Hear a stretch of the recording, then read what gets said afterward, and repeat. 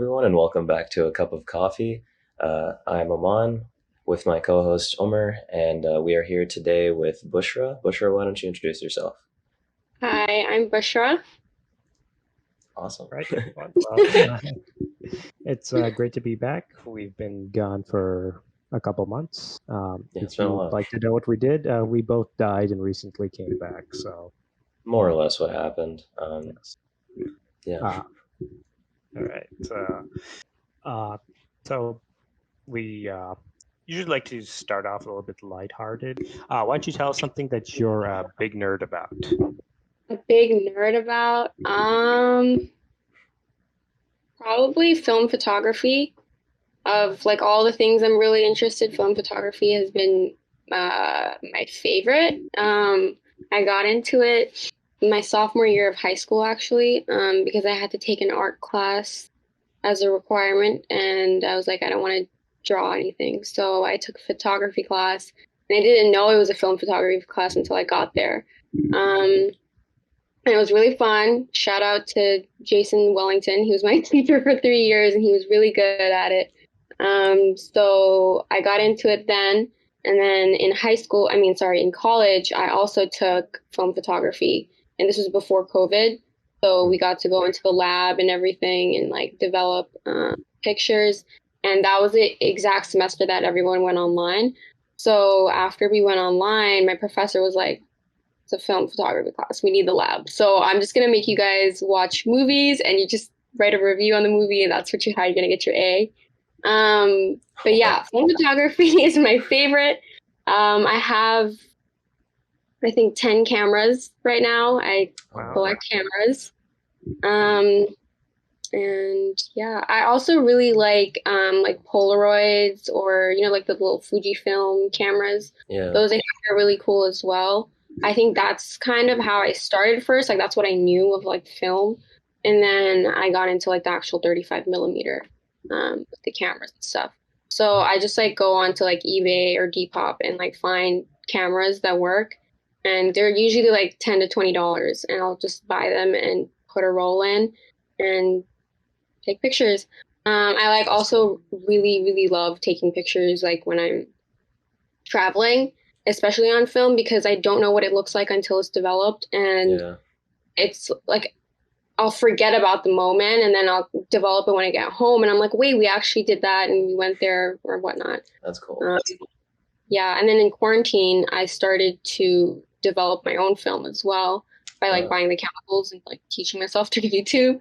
It's Wow. really expensive, so I wouldn't recommend it. I But can't imagine the bathroom I would smell just, very nice after that. yeah. So I just like was like, I had the time. Let me try it. So I did, and yeah, I loved it ever since. That's wow, Yeah. like the biggest thing I think I'm a nerd about film photography. that's cool. So, like, what are some of the things you like about it compared to digital photography? Um, the overall aesthetic, honestly, is really appealing to me. I love the look of film, the grain, and just kind of the fuzziness of film. I also really love how you literally don't know what the picture looks like until you develop it, and Yeah, then like you could literally be cross-eyed or whatever, but it's just like the fun of it. Um, so maybe that, and I think like I really love photography in general, but film photography, I feel like it's not. I wouldn't say it's easier because like you have to do all these things with the camera to make sure the shot is correct. But I like the technicality of it. Like you have to actually work for the picture. yeah, Um, so probably that. It's really fun because like it's either a hit or miss with your pictures. You have to know what you're doing with the camera, and you also have to like the camera and know how the camera works for it to like work in your favor, especially with the film that you choose. Like if it's like color film or black and white, it's Hmm, two different things you have to do Right. each film. You interesting. don't have that advantage of like fixing things in post like you do with digital photography. Yeah, you can't really fix much. Yeah, I think the only things you could fix is like after it's scanned, there are different aesthetics like come out from scanning. So if I did it myself, I tend to have a bluer tint to my scans because I'm doing it at home. I'm not a professional. So you have to like kind of go back in with like Photoshop or Lightroom and like fix it. But when I get it professional and scanned and developed, it looks fine.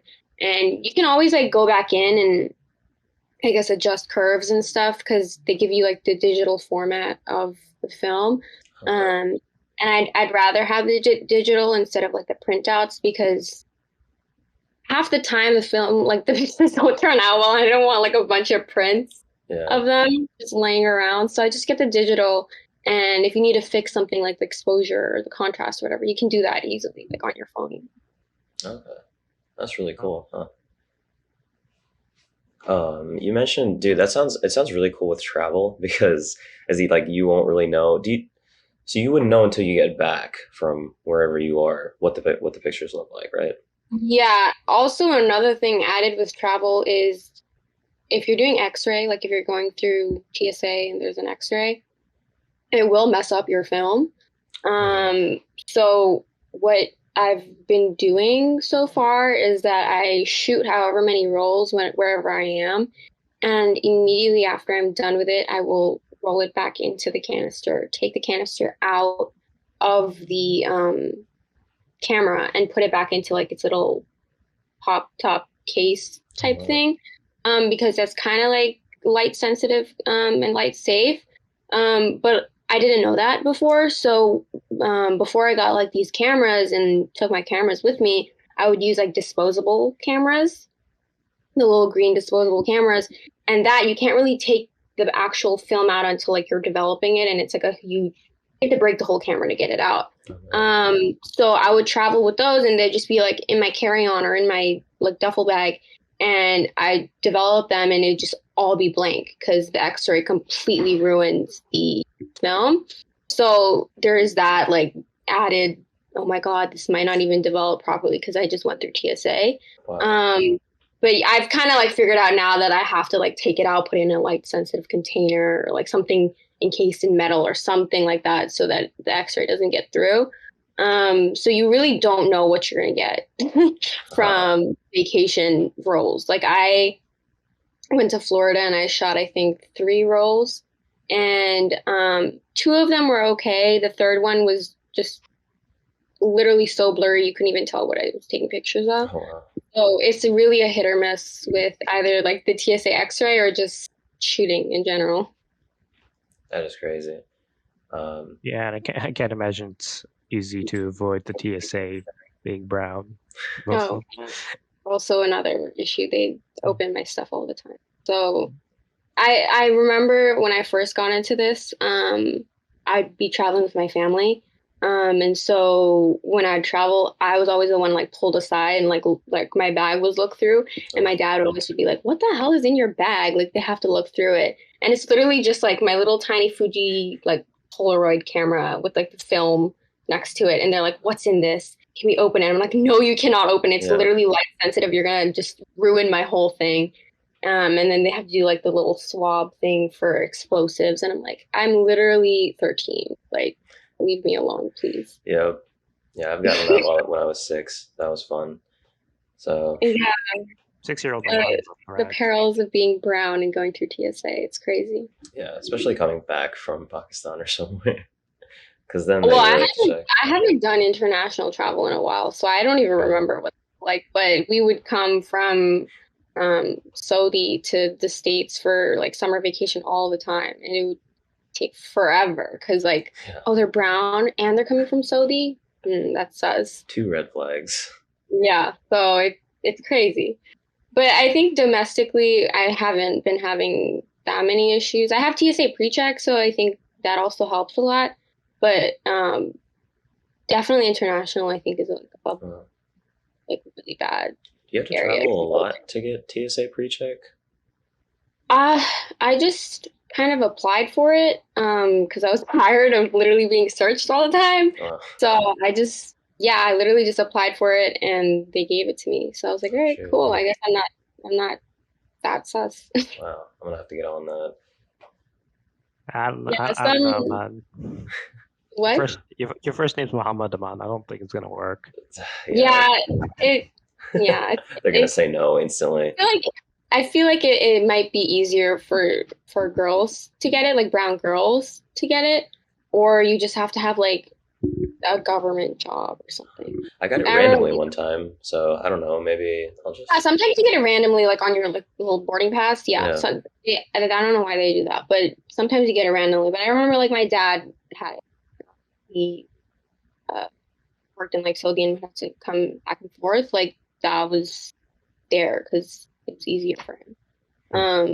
But yeah, I think it's just different for every brown person. Yeah, we all have our own struggles with the TSA. It's a fun time. Um, Yeah.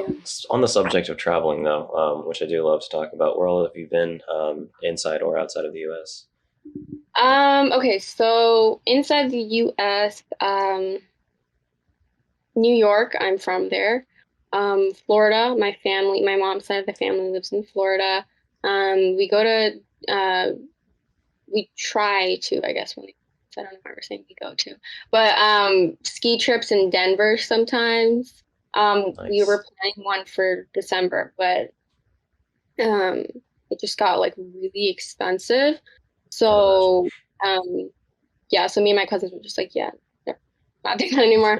And then California, that's a nice place. I love, I've only been to like the LA area, so I don't know how the Bay Area is or Northern California is, but Hmm. LA is pretty nice.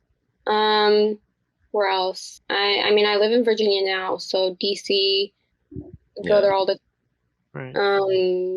yeah, and then like any of the states that you have to pass through to get to New York, little pit stops there, here and there. Yeah. I think we have a few family friends in New Jersey. And I have not been to Texas yet, actually, Wow. but we have a lot of people in Texas as well that we need to go and visit. We're right here. So Yeah. yeah, Come I visit. guess I guess Do a state-wise, I live version of haven't. the episode. Yeah. Sorry, We'll do a live version of the episode. we could, yeah, we could. Hopefully, maybe in December. Who knows? But yeah, state-wise, I don't think I like have traveled that much. Oh, actually, no, I've been to Chicago too. Chicago is a really special place for me It because is. I have I have family there as well, and we since like 2017 we've been going every summer, and it's just so fun when we go there. Like we don't even go to the city that much. It's just like we're literally in the suburbs, but like the people that I go and stay with there are just so fun to be around that I love going there. Yeah. Um, Aman's actually from Chicago. Yep. Oh, nice. Yep. Yeah. Used Yeah, to I live love there. Chicago. It's It's amazing. it's amazing. I love it. That's like top three cities. New York first, probably Chicago, and then maybe LA. But yeah, I love going to Chicago. Internationally, I go to Canada a lot. My dad's side of the family's Canada in Canada, and we're also half Canadian. So that's where we go a lot mostly. And then we lived in Saudi, so that was a bulk of our travel. Like we would travel from Saudi to different places. We did like a Europe trip once, Oh, and nice. we went to Paris, Germany, a lot of Holland. We went through up and down. And then we drove Switzerland and whatever countries you need to drive through to get to all these Can places, we imagine. just drove through them. So it's like a little like road trip kind of. That's cool. And where else? Bangladesh. I'm from Bangladesh. So we Cool. don't go there often because we don't have family there anymore. They all moved here. But sometimes we'll go and it'll be like a little family, like everyone here will go there and have a reunion there. So yeah, I think that's all actually. I want to say I like to travel, but I haven't traveled a lot yet because I'm like still a brown girl in a brown household that can't travel alone. Yeah. So I mean, there's it's a Also also solid COVID. list. Also, yeah, COVID kind of happened. You Yeah, know. COVID yeah, did. COVID as well. Yeah, I right now, the plan is Florida for Thanksgiving, maybe Texas for winter break, and then I'm trying to do a study abroad in London, Oh, fun. uh, January sometime in January. I don't know the exact dates because the school hasn't announced yet, but sometime in January, doing a study abroad there. So hopefully, if that doesn't get canceled, I'll be in London in January. That would be But awesome. London is great. We went there a couple of years ago. Yeah. yeah, I've never been, and I've heard it's a really great place. My mom really loves London, because she spent a lot of time there. She kind of grew up there as well. So that's like one of her favorite spots. And I was like, well, can I do a study abroad there? And she's like, wait, totally go do that. Nice. Yeah, we were there for like a week. It's really nice. It's like the most diverse city I've ever been to. Yeah, I've heard that a lot. Yeah, like and I've been to New York, and you know, Dallas isn't that diverse, so I can't say that. New York has its like areas. Like you have to go to certain areas to see the diversity. Like if you're in Soho, that's just white people. But if you go to like Brooklyn or Jackson Heights, that's where you see the diversity. Yeah. Mainly just Asians, but but you see a lot more over there than I would in Manhattan. I'd Yeah. say. Chicago's generally Yeah. pretty diverse too. We've got the whole brown community in Devon, just like all chilling Yeah. there. It's really great. It's amazing. It feels Food like on, home. food on that street. Food on that street. Oh my Bomb. god, I man. love. It is So amazing. I don't even like Desi food like that, but the food in What? Chicago is amazing. Okay, Like, what cuisine tops Desi food? Or what cuisines then, in your opinion? that's hard. I would Yeah, say that's what I'm like saying. no. Like I'm not like opposed to Desi food. I'm Desi myself. Like obviously I have certain likes for Desi food. Just a surplus of it at home. Yeah, that's what I'm used to, Yeah. So like That's why I I never really eat like seafood whenever I go out. It's just I'm like I can eat that at home. Yeah. exactly. Like I mean my friends don't ever go like, oh, let's have Indian food for dinner. Like that's not a thing. But if they were to do that, I'd just be like, what the hell? Like I Yeah. can get butter chicken at home. I don't need to go out to eat that. But Yeah. I would say like what I like more would probably be like Korean or Japanese. That is honestly top 3 for me because I love sushi, I love ramen, I love Korean barbecue, I love hot pot. Like that stuff is like that's what I like. Honestly, Chinese food, that's like good food to me. Yeah. It is really Because good. it's still kind of like you're used to it kind because like Desi's love Chinese food, so you're kind of still used to it, but it's like a little bit different. So you know, like that's why I like that a little bit more. Dude, the Chinese Indian fusion restaurants are so good, and like Chinese food in Pakistan, it's amazing. Like when it's halal and you can just have like, oh man, There's a lot of those kind of restaurants in Chicago too. I don't remember the name, but I remember we went to one, and then the next day we went to a different restaurant, literally across the street. And we had like fresh naan and butter chicken. So it's like really diverse. That street, it's really diverse. It's really great. I think I know which Chinese restaurant everyone goes to on that one. It's called Usmania, and there's like yeah, exactly. So there's that, and then recently they opened up a new Korean barbecue place. I have to go back and just try all the different foods that they have over there now, because everything's changed since I lived there, but. They have a lot of different options as opposed to Texas. Yeah, I mean, I've been hearing that Texas has a lot of good options now. That's at what least. I heard too. We have good burger options. Yeah, that's it. Who's burgers? Okay. And we have Ricky's. That's about it. Oh yeah, that's true. That's where the list ends. Yeah. You guys are gonna get a Dave's hot chicken though. We've had Dave's hot chicken. Yeah, we have. Don't bring this up with Omar. It's a touchy Dave's subject. hot chicken is mediocre. Really? I really liked it in California, so maybe the Texas one is just not good. I don't know. We have a Nashville hot chicken place here called Ricky's, which is like better, significantly better. Like if Dave's was 4, Ricky's would be like a 12. Oh, okay. On my list to try when I go to Texas. 100%. Yeah, they have really weird hours though. They're not open on Tuesdays and Wednesdays, and on the days they are open, they're open from 11 to 2. Closed between 2 and 4, and open again between 4 and 7. So basically, never. 30 hours a week. There's Yeah. 30 hours within the week. If you You've work got to there rate during it. opening hours, 11? you wouldn't be working full time. Yeah. Okay, but I want to know who wants to get up at 11 and have like what is it, like Nashville hot chicken? Hey, what's wrong with getting up at 11 and having Nashville hot chicken?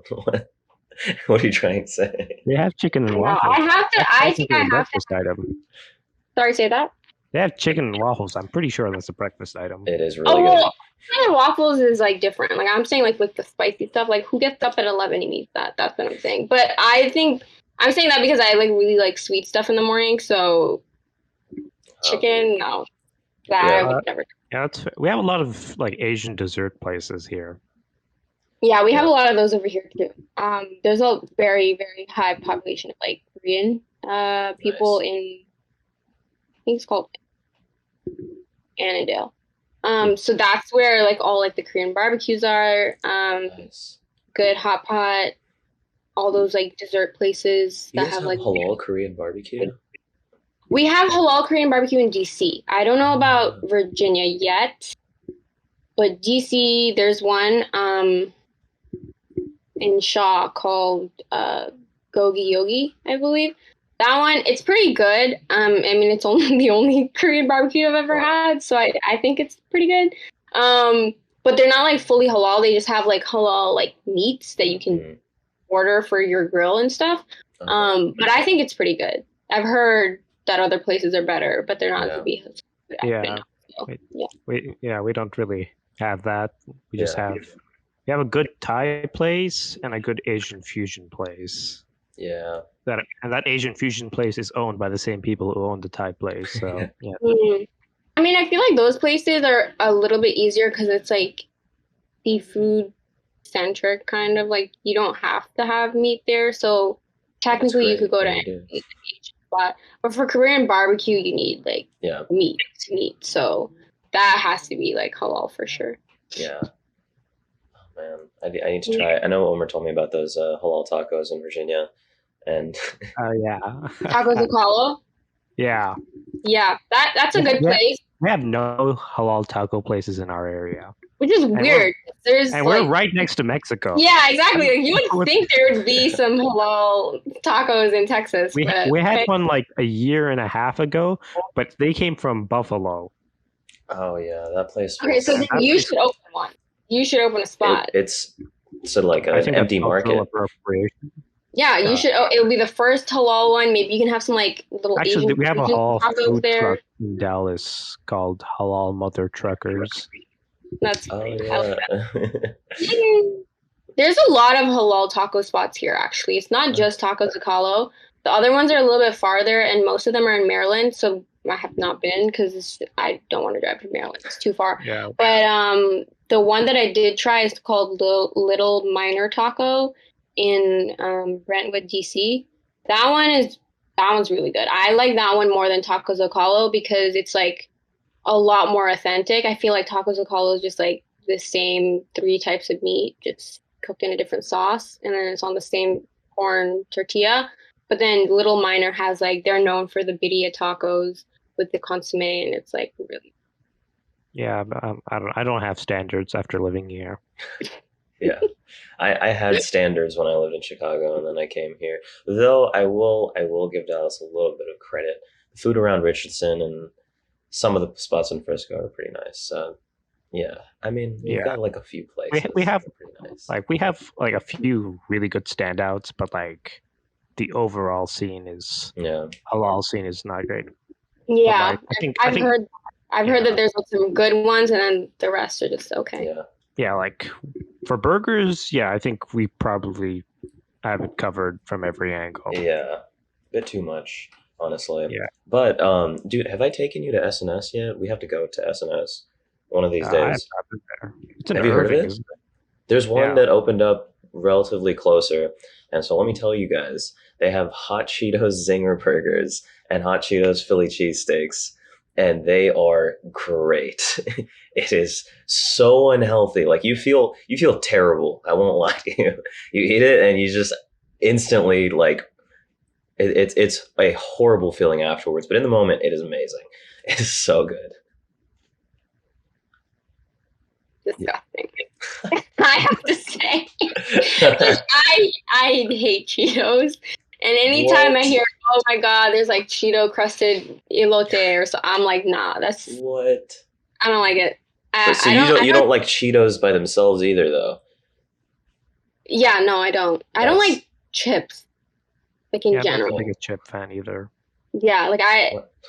Come on, I'm guys. not gonna like want to snack on chips, if that makes Yeah, sense. like I like chips in like a sandwich to add texture, but Those like are great.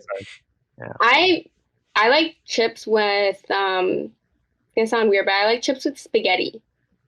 what? Oh, I know what So you. it's like a thing my dad does, and it has to be a certain kind of chip. It has to be the Ruffles, uh, from I think Lay's. Yeah, And it has to be just the regular potato chip, and then the spaghetti has to be spicy. It has to be cooked a lot softer, not al dente. yeah, they go And crazy in Pakistan over those. soft spaghetti, but then like a crunch of chip on top of it. And it's really good. I It actually is. really I've like never heard of those. I actually really that's the only time I'll like actually want to put chips on my plate. Oh yeah, Um it's yeah, but great. The usually contrast is great. yeah, I don't really like the Cheeto vibe. That's not my vibe. I don't like Cheetos. Okay, well, I'm sure I it's great. I'm sure it's great. I would never put that in my body. I well, mean, you'd probably keep your lifespan longer by not putting it oh in yeah, your body. 100%. I cut a few years Amon's off to have lifespan's that. probably been cut in half. I think. My brother would definitely eat that in a Yeah. heartbeat. Oh, dude, Yeah. my brother You was won't so have too many excited. of those left after eating it. Yeah, I don't know. That was good. But I can't bring myself to eat something like that. oh, dude, I will eat the craziest things as long as it's halal, bro. I just want to try some random stuff. Yeah, That's I mean, fun. if you find it and you want to go for it, then go for it. That's what I would say. Yeah. A lot of weird stuff to try out over here too. What's the most outrageous food over there? Would you say? That you've tried. I wouldn't say it's like outrageous. It's Okay. just cool. Like the concept of it is cool. There's this halal, Korean Mexican place. I'm So already they intrigued. have bulgogi bowls, but with like pico and salsa and like What? it's a fusion of like Mexican Korean stuff, and it's Oh my really God. good. Like they have bulgogi tacos, like they're amazing. So I like that kind of stuff because it's like two of my favorite cuisines together. Yeah. And I think it's like Pakistani owned, so even like the What? Mexican and Korean stuff What? is like kind of like it's a little like you feel like a desi vibe. Yeah, like somebody just threw a little bit of chaat masala into it. Yeah, so it's like so you're like having it and you're like, okay, like this is supposed to be Korean Mexican, but like I am getting like not that vibe completely. Yeah. But my favorite thing from them is their bulgogi fries. Oh my God, it is so good because the fries, even though like they're doused in like sauce and like big chunks of bulgogi, they're still really crispy, and it's like a really small, like tiny little carton of the stuff, but you are so full after. It's like that's what I would think I would feel like if I had these like Cheeto crusted things. Because it's just so heavy, but it's so good, and you just finish the whole thing. What I'm realizing during this is that no one takes me anywhere when I go to Virginia. Yeah. I think the same thing actually, because when you guys are here, you guys are just like in the house, just vibing, That's and we'll come over and we'll have like biryani and sit, and then you guys are going back to Texas again. So yeah. Like, And then the last time your brothers came, we took them to get pazookies, which you can get literally anywhere in the United we States. get that here. I know, that's what I'm saying. I was just so confused. I was like, okay, it was like the most last minute plan ever. Your Hadra literally texted me and was like, hey, we're eating pazookies. Do you want to come? And I was like, when? And she's like, literally right now. And I was like, okay, cool. So we literally got into the car, went there. Everyone was like, had their Pazookies. And then we ate, and it was a Tuesday, so it's like half off. Oh, those And $3 bazookies. yeah, and then they ordered like three to take home as well. And I was just like so confused because it was like the most last minute, randomest plan ever. And yeah, and then they just packed up their three Pazookies and went home. And I was like, okay, cool. Wow. Well, I mean, it sounds like there's just so many cool food spots. When you talked about the Mexican Korean fusion place, I remember this one time that my mom was making Chinese food, right?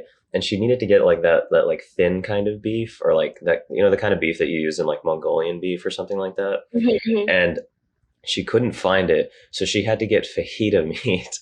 She had to get like it was just like the perfect kind of beef, and she put that into like this Chinese dish with like fried rice, and it was, oh my god, dude, it ended up being so good. I just like on I accident. Yeah, a lot of times the stuff that I end up liking is like stuff I'll make on accident.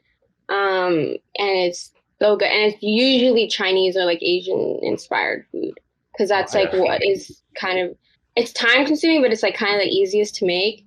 So I love yeah, I have a like really good sandwich that I tend to make he's sometimes. been telling me about Uh, it for like a year now.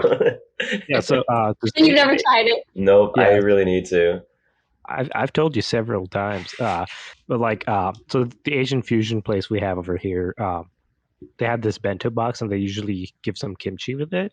So I had a Hmm. whole bunch of leftover kimchi that I didn't know what to do with, right? And so we had some sourdough bread left in the fridge, so I used that, the kimchi, some roast beef, some honey mustard, and some onions, and I made a sandwich with that. And it was the best sandwich I've ever That had. sounds really good. Like really good. I Yeah, would eat that. yeah, It it does just I sound love right. the combination of all the flavors and textures was just perfect. Yeah, no, that sounds really good. I love kimchi. In the Korean barbecue spot that we go to, they have like, little sides that you have with Korean barbecue, and their kimchi is like, it's good. It's not bad, but I've had better kimchi. But they have this side that is like, kind of like kimchi cucumber a little. If you could, it's called muchin. I don't know if I'm pronouncing that right, but when me and Safa went, my sister, we went and we had that. She's been obsessed with it ever since. So she'll literally go through like, I would say like eight cucumbers in maybe 3 days. And she just makes it herself with the sesame oil and the gochujang and all that stuff. Like she'll just make it herself and she'll just have a whole bowl of just pickled cucumber. And it's great. It tastes amazing, but she just is obsessed with it. And she Yeah, makes it like she every two she doesn't days. like a lot of food. Yeah, and she hates food, so it's crazy that she like really, but it's like not the best thing to be obsessed with because she's just like having spicy pickled Yeah, cucumbers every single day. well, So not the best thing to be obsessed yeah, over, but I mean it's something that it tastes honestly really, really good. And I yeah. love it. That doesn't sound good, but I don't think I'm in a position to say anything right now. Yeah, I'm getting really hungry from this conversation, Uh, and unfortunately, Dallas has nothing. So well, Ricky's is open right now. that's It true. is. It is open right now. And um, Yeah, so let's segue from that. yeah, We've talked about food for a decent amount. So I saw that earlier in the year you had some project about fast fashion. I believe you did for a class. Hmm. So could you just talk about that a little bit Yeah. before we move forward? So the project itself was for a marketing and advertising class that I was taking. I'm studying marketing and advertising. So basically in the class, we just had to come up with like a campaign that we were kind of like passionate about. And we like literally came up with like a mock campaign. So we had um, mock-ups of ads, of like social media posts, um, press releases. I think we also had like a mock-up like first page of like a website. Wow. And basically, it was just like a semester long project of, let's say you were given a budget and you could come up with any campaign you wanted to, what would you do and why? And then like explain it through your media and your mock-ups and whatnot. So I was in charge of running like the social media account, and we made like an Instagram, we made content for it, and we'd post a lot. Um, and that was like put into our presentation at the end. And we had just like a lot of research about the actual like campaign, which is like fast fashion and how it's like harmful for the environment and just how much of an issue it is in like the realm of Yeah. fashion and just consumerism in general. So it's something that I'm really passionate about because I myself try my best not to buy anything that is like fast, like super fast fashion. So you could say like Shein or H&M, or just things that just don't have the best metric um, when it comes to the environment. A lot of these places, they tried to say that they like have the best practices. Like for example, H&M has like a lot of sustainable cotton or like sustainable recycled materials in their clothing, but the labor is still outsourced from like Bangladesh or Nepal or Sri Lanka, and they're not being paid that much. The warehouses are not great. There's a lot of abuse that happens in these warehouses. The product quality is not that great either. Even though it's like recycled material, Yeah. it falls apart after like 2 seasons of wearing it. So I like kind of like promised myself, I think this was maybe my freshman year of college, that I would try to just like thrift or buy secondhand or buy vintage, like stuff that's like already in circulation, Yeah. like in the market, just so I'm not like adding to this like consumerist kind of mentality of just like buying things whenever you need it and then you throw it away after 2 uses because it's just such poor quality. Yeah. So I do that a lot. And then so when the professor was like, okay, what are you guys passionate about? Let's brainstorm some ideas of, campaigns that you guys can like focus on. So my pitch was fast fashion and the effects of it on the environment, and ethical effects too. And then a lot of others was this was like during the height of like the Black Lives Matter movement, like this like semester right after that.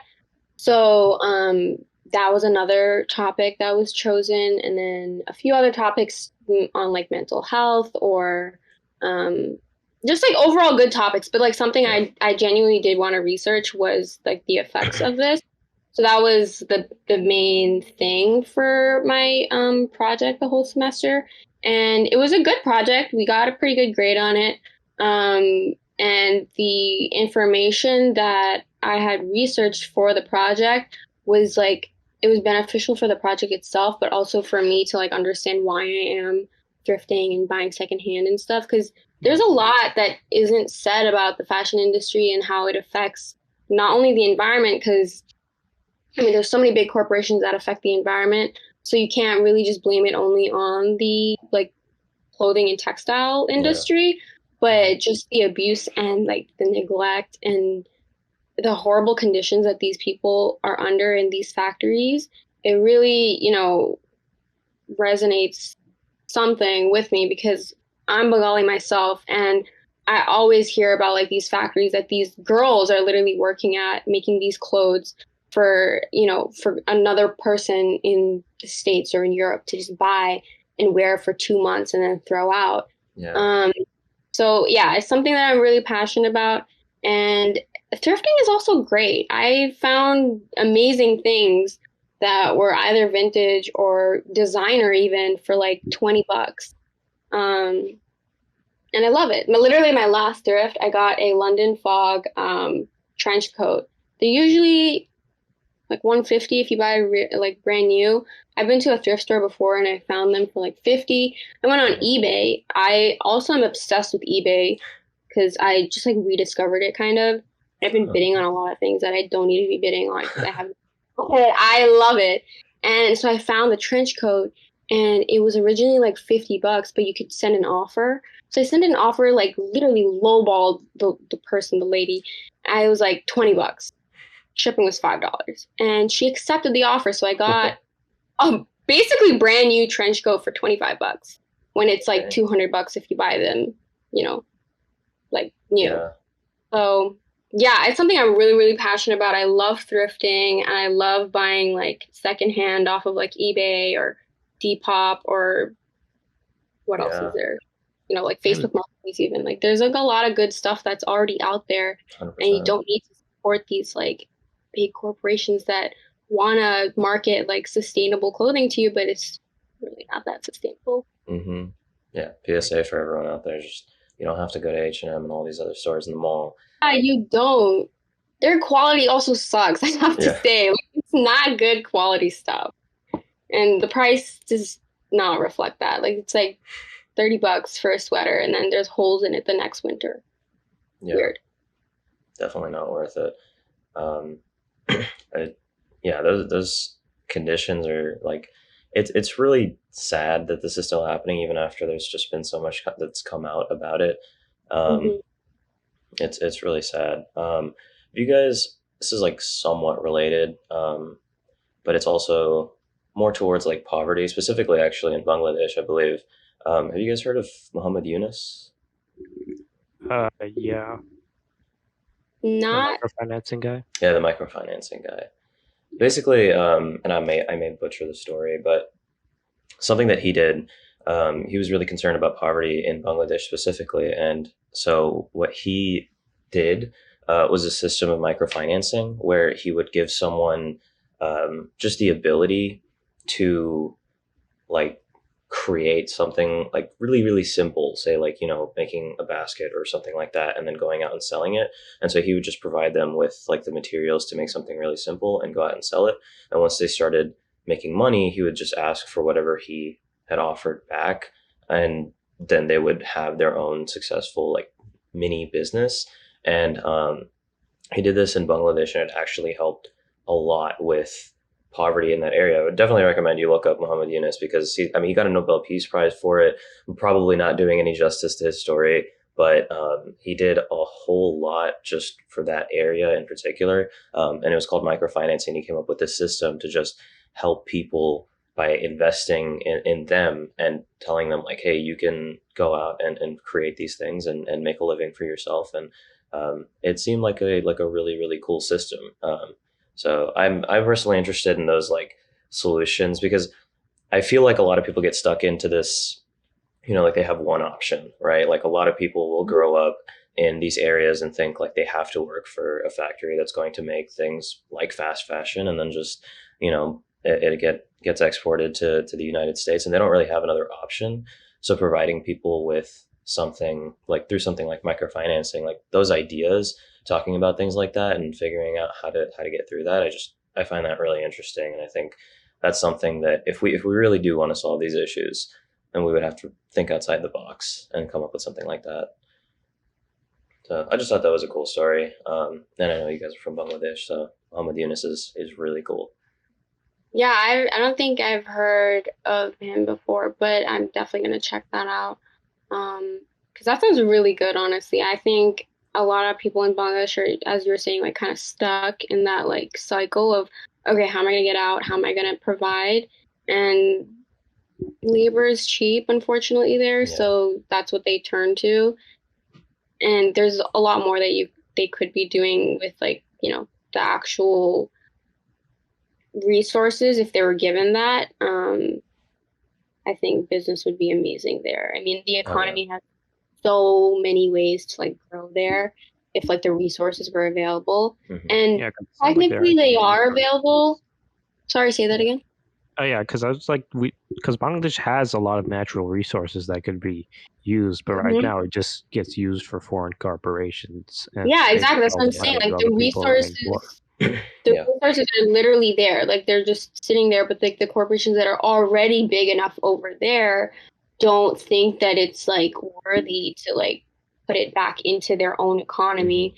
And then that's why you have these many like factories that are not on stable foundations. They literally break down and they kill people. And then the actual like factories and like the conditions in the factories themselves are horrific. They're literally like you have 12, 11, like 9-year-olds working on these huge factories with mostly men directing them around and stuff. And so I mean, unfortunately, there's like high amounts of rape and abuse and just horrific things that a lot of these people that advocate for sustainability don't actually show. Yeah. Too. Like they'll be like, yeah, we need to shop sustainably. We need to make sure that we're not buying fast fashion. Great, that's a great thing to do, but it completely defeats the purpose if you're buying something sustainable and it's still made in like these third world countries Yeah. that, the thing is just not sustainable in all aspects. Maybe the material is, but the labor isn't.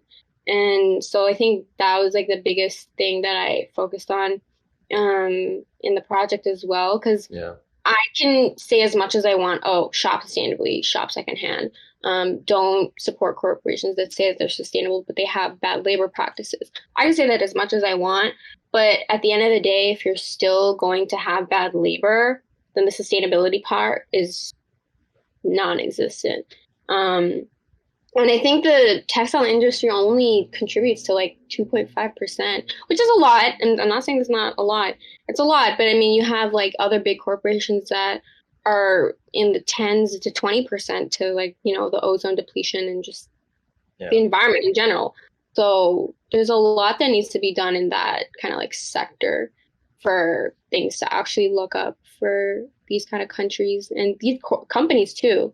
They're making Yeah. all this profit off of this labor for what? Like just to do it again and have Yep. bad quality. It needs to change Yeah. for sure. It's a really bad Mhm. cycle. Yeah. I think I'm taking a marketing class too. That's actually like not exactly the same because we're working specifically with nonprofit organizations, but one thing that they talk about is if you're a company and like you need to increase, like your marketing campaign needs to increase your brand recognition, and then like actually make a difference as well if you're trying to get people on your side. So we talked a lot about like which industries or like which companies should focus on which problems. And Mhm. so one of the things that we would talk about in that class is H&M would want to focus on labor, right? Like things like that. If they said they wanted to improve working conditions in certain countries, and that would be like the thing is it would benefit everyone because people would start liking their company again, and people wouldn't have to work in factories for 16 hours a day in terrible conditions. And so it's really just greed that ends up like keeping it from happening, because it's like, okay, we're going to make more money. And I don't understand how anyone can get to the position where you can look the problem in the eyes and say that, okay, if I do this, the world will be a better place, and maybe our company people will like it better, or I can have more money, and they take the option that only benefits them. And it's really sad that that's like become a standard nowadays, and everyone that's at the top. I'm not like I don't know what their thought process is going into these things and thinking about it. I genuinely want to know, like, how do you see these things happening and within your own company? And this one time actually, so it was very interesting because a lot of these companies have this issue.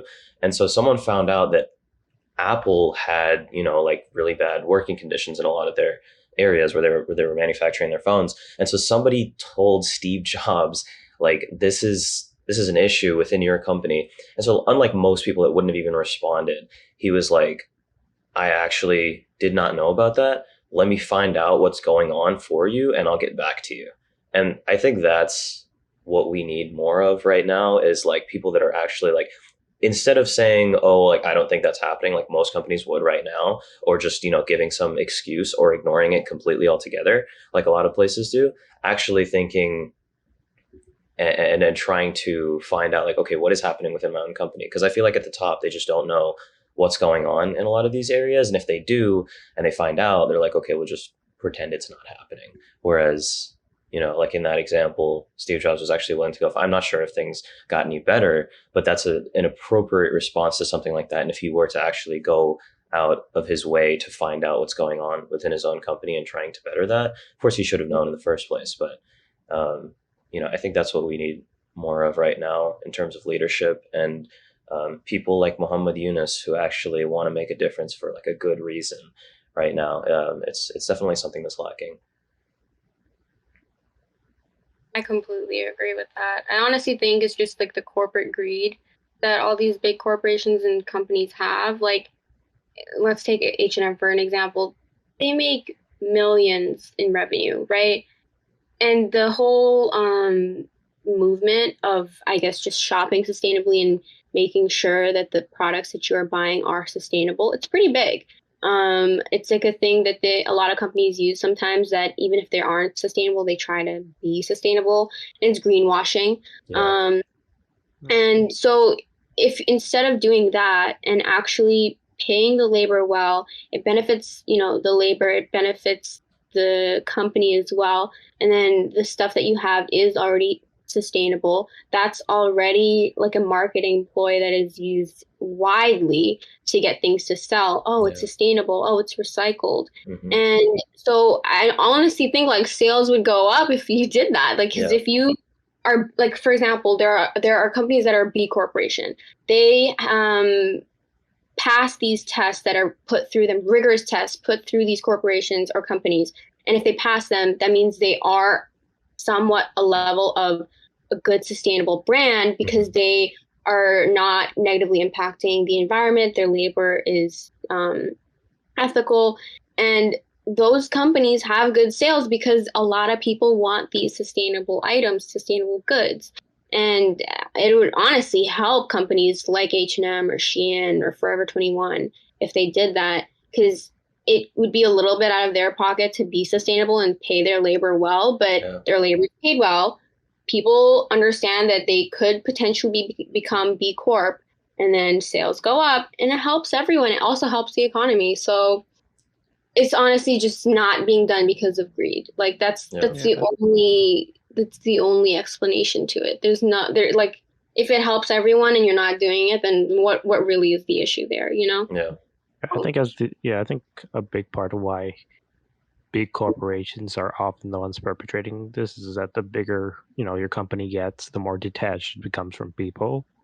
So as you become bigger and bigger, it's a lot easier to see people as just numbers on a computer screen, right? Because these CEOs, CFOs, board members, they're not seeing anything happening. They're not interacting with any workers at all. So, I'm sure plenty of them are just heartless bastards, but like I'm sure for a lot of them, it's easy to do what they do because it's not within sight, so they can just ignore what's happening. Yeah, you can just pretend it's because when you're sitting in your boardroom in New York and LA, it's easy to ignore people getting hurt in Thailand and Bangladesh and Nepal, because that's happening over there. Yeah, and it's out of sight, out of mind, kind of, for them. So they're like, how is it going to benefit us if we pay a little bit more for sustainable, business model? And oftentimes, when people do call them out on lack of worker diversity, equal pay, whatever, they'll put up an aesthetic, we're diverse. Here's a whole bunch of brown models that we'll hire for one ad and let go after that. Literally, they'll scramble to diversify, but when you really look in behind the curtain, it's like white men just pulling all the strings. And it's crazy. That actually reminds me of, I don't know if you've seen like Rotten Tomato scores for Eternals. But it's like they're not looking high. Yeah, they're pretty low. It's like 60 something percent for critics. I don't trust Rotten Tomatoes, but continue. I don't either, but it's an aggregator. The thing that I was seeing, don't understand Rotten Tomatoes a lot of the times. It's not really a review system. It just counts the percentage of positive reviews. Right, but what I'm trying to say is that it's low. For a Marvel movie, it's low. Yeah. Critics are saying whatever. And so I saw this on Twitter actually, but when you kind of pull back the curtain and you see who the critics are, it's white men, and then it's white women, Yeah. and then it's men of color, and then it's women of color, right? So if you have over 75% of your critics white, and they're criticizing or critiquing, a movie that is like as diverse as it is for a Marvel movie, obviously the scores are going to be low. So the thing I saw on Twitter was actually Brie Larson had this speech. I forgot exactly for what organization, but she was talking about how the critics are mainly, this was in 2017, I believe. And she was talking about how the critics are mainly white people. And, white people are not going to understand a movie that is meant for diversity, a movie that is diverse, a movie that is meant for women of color or men of color, or just a diverse movie like Eternals. The cast itself is so diverse. And so she was literally like saying how it's an issue. And right after that kind of speech, that company, Rotten Tomatoes, they scrambled to diversify. And I saw these Black critics were saying we were literally only hired because Brie Larson literally exposed Rotten Tomatoes. Oh. And that's kind of like, I feel like that's how it is for all these big corps. Like, it's just all white people behind the curtain, really pulling all the strings. And they attempt to be like diverse by like hiring a few Black people or a few brown people and like putting them into like the front and the center. And just have especially an issue in Hollywood. They really like putting up this front that we're so diverse and accepting, but then you look at the award ceremonies and you're like, like the only notable foreign movie that's ever won the Oscars was Parasite. Yeah, exactly. Like it's something crazy every year, and they're just awful. Like. Stuff like Your Name and Weathering with You, which were or like the Demon Slayer movie last year. Like these all came from abroad, right? And like they were like Demon Slayer was the biggest movie of last year. Like it made like 600 million, and it didn't get a single Oscar nomination. Yeah, it's sad, honestly, and I think something similar to what you were mentioning happened with Uber because they. And like face value, you would think like, okay, this is really great what they're doing. And it was it was last year when a lot of stuff was happening with Black Lives Matter and Uber wanted to support. So they had this sign in an area where there was a lot of people that would see that sign. And it said, if you're racist, don't take Uber, right? And so initially you would think, okay, wow, they're willing to tank their sales, and get people to, obviously I don't think, I guess some people might see that and think like, oh, like I'm not racist, but that's offensive. I don't know who would see that and not take Uber because of it, but they're risking their sales because of that. And you would think that that's really great, but then they got a ton of backlash. And it was crazy when our marketing professor explained it to us. And it was because they don't have good hiring practices. So if they're not hiring minorities and then they're going to put up a billboard trying to support them, then everyone's going to say, hey, no, you're fake. It's like the equivalent of greenwashing, but in terms of it's very diversity. Performative. Yeah, exactly. Very performative. And that's what I think a lot of these corporations do that. They're just very performative just to get, it's like a marketing thing. They're just to get people talking like, oh my God, do you see what Uber did? Uber sales go up, people choose Uber more. And then the backlash also helps them too, because they're like, oh my God, everyone's talking about Uber. Let's talk about Uber. Yeah. And it just goes up from there. And it's used by a lot of people, but that's for marketing purposes. It's just performative and very, very surface level. It doesn't go beyond the curtain and beyond the corporation. It's very, very just honestly. It is, yeah. It's tough right now for a lot of minorities because, and I think like it's so.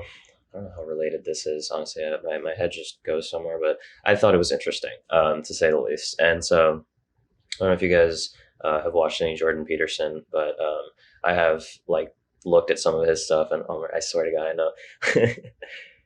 Why are you looking at me like that?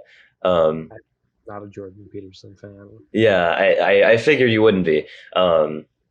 And so that's why I brought this up is because he has said some stuff that's controversial in regards to white supremacy in particular. And so the title of the YouTube video literally was Jordan Peterson thinks or like Jordan Peterson says white supremacy doesn't exist. And so I was like, dude, that doesn't make any sense. Like, because it does clearly. It's a problem right now. But what he's talking about, and some of it was true, some of it don't really agree with. I don't agree with everything that he says. But it was interesting because he's talking about majority bias, and so he was saying like anywhere where there's a majority of like some population, there will be a bias towards that majority, and then now you see it right now in the United States, and I think it's mostly in the United States instead of a lot of other places, or at least we mostly see it in the United States. But there's this bias, and it's I don't know like how it happens because I don't understand how difficult it could be to just evaluate everyone equally. If you're a hiring manager and you have all of these different candidates, just evaluate them based on their skill. But then somehow we've gotten this, like disproportionate amount of the majority being placed into good working positions, and then the minorities get left to jobs that aren't as good, which is why you see a disproportionate amount of minorities in lower income areas. And it's And the thing is, like these days, like it's not like white people are a huge majority anymore in the United States. It's not yeah, like Yeah, they're actually not. it's become a lot different, and so now you see like how is the population of people working in corporations so predominantly white and above like a certain age and male, right? And so now you're starting to think like, well, that's not real. Like it's not like 70 to 80% of people in the US are old white males. Like that doesn't make any sense. And I don't know the exact numbers on it, but it's just and then they try to correct it by hiring minorities, and then things happen like what happened with Uber. Or I mean, Uber wasn't even trying to hire minorities, but then things like Rotten Tomatoes, it just seems very superficial that they're trying to hire minorities, because it's like, well, you're not really recognizing anyone for being hardworking. You're just kind of hiring the next minority that you can find, and it's for your own personal gain, very clearly for your own personal gain.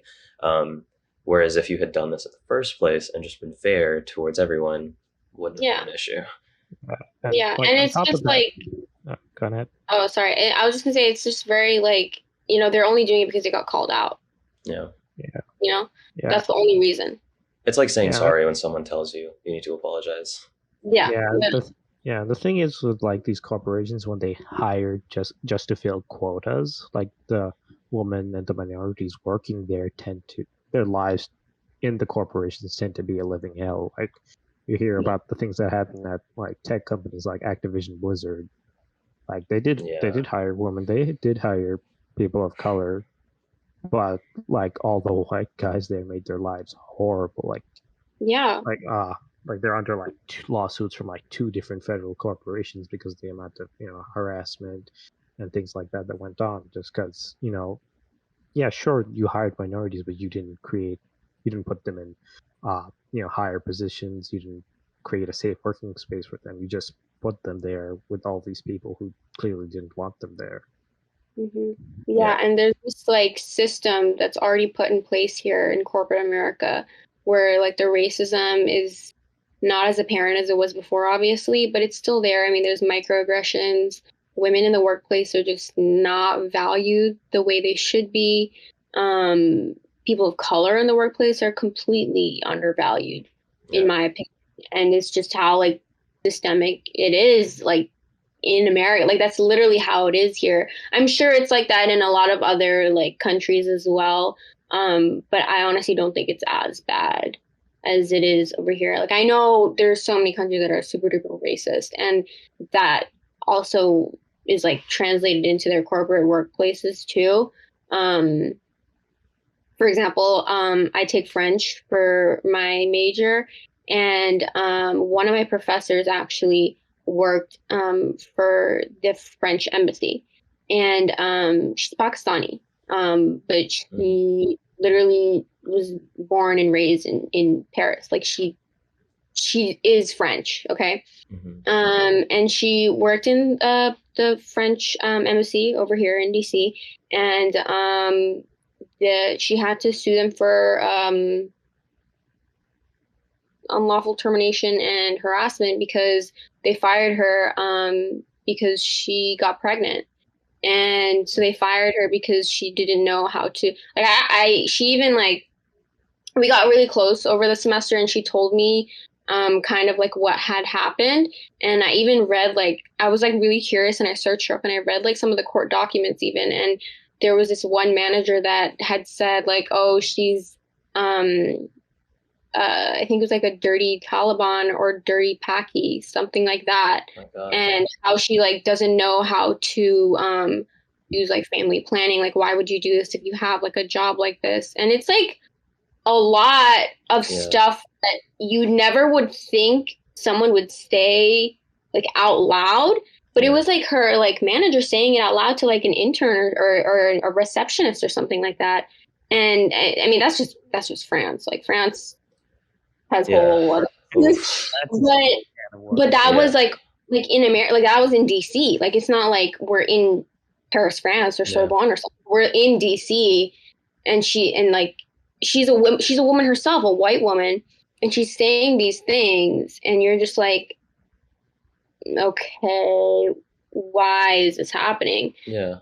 It's just that's how it is in these like corporate workspaces. Like, it's just very racist, and there's I mean a lot of people want to change that obviously, but it's not going to change. I mean, I don't think in the next few years, probably not. Maybe in the next like 50, 100 years, maybe when like the white people are just not the majority anymore. But as of right now, I don't think it would change. Yeah. But It's genuinely crazy. a tough situation because there's just a lot of like um, I don't know. I feel I again, like you said, I don't know how someone could say something like that out loud, right? Yeah. And so, And it's however, like in, like court documents. Like it's not. It's she didn't like make it up. It's like literally in an affidavit. Like it's like and it's public, like you can read it and everything. And she has her like that manager has her job. I think she like moved to Paris. Like it's like God, crazy how yeah, it's like just overlooked. yeah, And that's probably just not even like the first time it happened. Like it's I came to know of it because she was my professor and she's Pakistani, and she told me about it. But like that's happened multiple times, not just like in France, but I'm saying like in general, like that's probably happened so many times that a lot of people just not aware of yeah, because of how much like there's just like you sweeping everything under the rug. There's yeah, so many cover ups. definitely. I think there has been a decent amount of change, at least recently, or at least publicly. It seems like people are trying to be more understanding. It's just it's very deeply rooted in some areas, and I mean it has to be like there. It has to because like one would think looking at everything that's going on right now, okay, we should all be on the same page right now, like right, we're in America and all of these things are going on. We understand all of them are wrong, right? And somehow somewhere along the way, I don't know what steps it takes to get to the point where you would be able to say something like that or do something that is as horrible as what happens to people around the world. And like we talked about with corporate greed, get to the point where you would value your own personal gain over benefiting probably millions of people, or at the very least, tens of thousands. And it's just getting to that point is something I just want to know what steps someone would take to become that kind of a person and how we can stop it in its tracks because it's like it feels like they're so detached. How could you possibly be so detached that none of this stuff affects you? I don't understand it. Yeah. I agree though that we have made some progress. I'm not gonna say we're like, still in the 50s and it's like Mad Men era. Like Yeah. obviously we've made progress. I'm not saying we haven't, but just like the amount of progress we've made is not enough.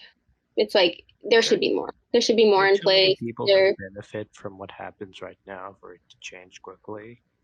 yeah. Mhm. Like whether It's you're just a little slow. yeah, like Yeah. whether That's in my you're opinion. outwardly uh you know liberal or conservative, if you're a white person, you benefit from the systems of racism that are already in place. Yeah. Hmm. Yeah. Totally. Um, well, I guess since we're nearing the end, we talked about a lot of things. I do appreciate you bringing up what you did in your marketing class for the fast fashion initiative. That was really really cool. And you gave us a sort of PSA about where to shop and how to get good clothes without even having to go to all these fast fashion places. So that was really cool. But as we close, if there's anything else that you want, that you're super passionate about, whether it be with fast fashion or anything else that we've talked about, any sort of advice or anything that you want to put out there for people to know or to learn from in your experience, let us know. Okay, well, I would honestly just say I've come a long way to, I guess, figure out myself and figure out what I want in life and just, I'd say, like, mentally to be prepared to, be an adult and work and just also be a good person. I think all I'd have to say is like just be easy on yourself. The world is a crazy, dark place, but it will most likely end up working out for you in the end. Um, it took me a long time to like realize that for myself, and I would like beat myself up about it, and especially being like brown, not a man. Like you have these kind of notions in your head about, am I even gonna make it? Um, like in this country, Yeah. and that I think is how a lot of people think, especially being brown. I think that's how a Yeah. lot of people think. Like we're already a minority, we have to do so much more and go the extra mile to even be like given the same chances any other person that isn't a minority is given. Um, so I would just say that it's hard. It gets hard at certain points, but being going a little easier on yourself and like kind of understanding that a lot of things do work out in the end, or they'll work out when you like least expect it to work out. I think just keeping that in mind and being a little bit more kind to yourself is something I love telling people. Because I mean, I've been at like really bad points in my life where I literally would think like, oh, I'm never going to make it. Like I'm studying for no reason. What am I going to amount to? Um, but I honestly think like at the end of the day, things will work out. Maybe it's not exactly what you planned in your freshman year when you did your little 4-year plan, Yeah. but at the end of the day, whatever happens, like it'll work out for you in some way, shape, or form. And just being kind to yourself really, I think, like allows you to learn not only about yourself and like what you need in life, but also just how to be kind to other people. Um, if you're easy on yourself, then you're easy on other people. And there isn't a lot of like anxiety that's like attached to you. Yeah. So yeah, I love telling people that because I think it really helped me. I also love telling people to go to therapy because that helped me a lot, and I think a lot of people need therapy. I think everyone in the world needs therapy, and it's not Yes. as accessible as I would love it to be. Hmm. But if you ever, whoever's listening on, but if you ever get a chance and you think it would help you, try it. There's a lot of resources nowadays in the mental health area and sector, and a lot of apps coming out that kind of help. So if like traditional $100 an hour kind of therapy is not for you, don't force yourself to do that. Yeah. But try something. Like I think it's a very um, less like talked about topic, especially in like AC culture and Oh like yeah, brown dude. spaces. It's not talked about a lot, but it's something that does leaps and bounds for your mental health. And like, Hmm. I genuinely want everyone in the world to go through therapy because it Yep. really helps. And that is something I always tell people, just be kind to yourself. And if you have the means to, try therapy. Yes, 100%. I tell a lot of people to try therapy, and I've even had some people straight up tell me like it's probably because of the stigma that I don't want to go, and Mm-hmm. yeah, it's an issue. But yeah, I 100% agree. Be easy on yourself. Things will work out. Get a therapist. I've done that as well because I literally did that because I was unsure of where things were headed in life and trying to figure things out, and it really helps. And there's a lot of healthy ways for you to go through all of your thoughts and everything that you want to go, or everything that you Yeah. are going through and want to go through in life. So definitely, definitely agree. Yeah. That's like my number one thing I tell people. If it's available to you and you have the means, then go do it because you're not only helping yourself, but you're helping the people around you by being like the best version of yourself you can be. And that just makes life just a lot easier. It makes it go a lot like you just gliding through life like a lot smoother by having a space, a safe space to just be yourself, let your thoughts out, and be heard. A Yeah. lot of people aren't heard nowadays because of how busy everyone is. Like, yeah, you have friends, and obviously they're supportive and you can talk to them, but they're not going to be able to help you as much as a professional person Yeah. can. And I think what it Out comes there. down to is like, and what therapy has taught me is a lot of the time when it comes to growth, you have to be willing to, number one, be vulnerable and understand that you are not where you need to be in life, and that is okay. And being able to learn and grow from that, because like the thing that I realized as I started therapy is that there's so much for me to learn, not only about myself, but about the world in general, personally, professionally, whatever you want to get better in, whatever area of your life that you want to improve, you have to be willing to say that, okay, I'm at this level right now, which is like 0 or 1, and I'm starting from like pretty much the beginning. But I'm willing to learn and grow, and as long as I'm improving every day in whatever aspect that I want to be improving, that is the only thing that's important to me, and I won't let anything bother me on that path. Yeah, completely agree. And I think it really helps a lot of people. Um, and hopefully one day the stigma and just the taboo of even talking about mental health and Yeah, therapy in brown spaces at least yeah, will, not be as prevalent. Um, it, of all the people that need it, it's definitely Desi people. Like they're so traumatized and just yeah, burnt out that like you need that space, that safe space to just, as you say, be vulnerable and like let things out. And yeah, I can't like not say anything good about it. Like it's just like helped me so much. I've seen how it's helped a lot of my friends, like my siblings even. Like it's something that helps a lot of people that I think should be valued a lot more, especially in brown spaces. Because I know it's like valued a lot in, mental health spaces and stuff, but in brown spaces at least, it needs to be talked about more. The stigma needs to go away. yeah. And I think everyone should try therapy at least once in their life and see how it, works for them. So that's what I would leave with. Be kind on yourself. Try therapy if you can. Um, and try not to eat Cheeto covered food. I will try my best. No Yeah, promises though. I need you here for a couple more seasons of the podcast. Just kind of weird. I don't want to turn to necromancy to bring you in. Yeah, like you got a good life. You're going to therapy, you're trying to fix it up. Don't do counterintuitive things by eating stuff I covered in mean, Cheetos. A cup of coffee with Umar and the ghost of Amaan just doesn't hit the same. Yeah. oh man. I mean, listen, I'm really hungry But now, and that sounds it's really spooky great. season, so maybe we should do It's that. true. It is October, so maybe we'll do a ghost themed episode. Yeah. All Yeah, right. Well, Halloween episode. Yeah. All right. Well, thank you so much for joining us today. That was a really great episode.